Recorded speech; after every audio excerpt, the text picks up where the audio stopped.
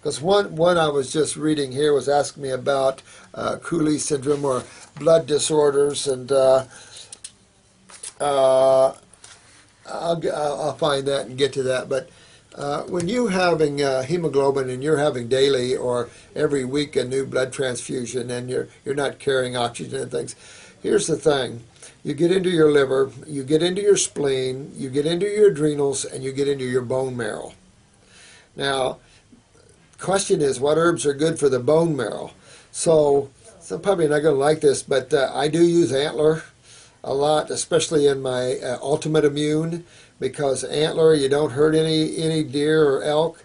It's part of the velvet antler, the growth period, but a major adaptogenic substance in the way of looking at it. Very powerful cellular regenerator. And I think good for bone marrow. I think the ginsengs are good for bone marrow as well. But I've got some good Chinese herbs for the bone marrow. But I would get into the bone marrow. I would detoxify my body for sure. Get that blood alkaline, get enzymes in that blood, as you know, because that'll start separating the blood cells so their carrying capacity will increase. Get the adrenals up, because the relationship between iron and hemoglobin there is known, between the liver and the spleen. And as you go down this road, you'll correct this.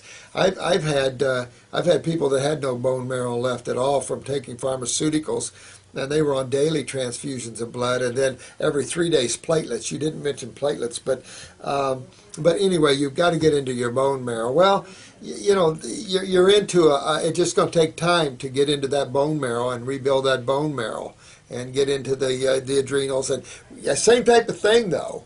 You want to realize that it's still the lymph system, it's still the acids that started in your family chewing yourself down the road here.